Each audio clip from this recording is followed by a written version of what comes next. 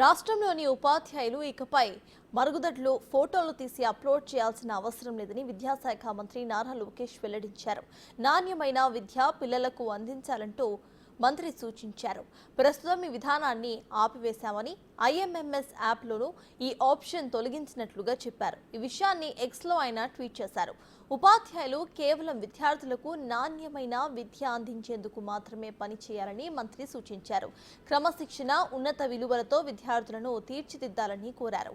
Teachers సమస్యలను ప్రాధాన్యత క్రమంలో పరిష్కరించే బాధ్యత తీసుకుంటామని మంత్రి లోకేష్ హామీ ఇచ్చారు.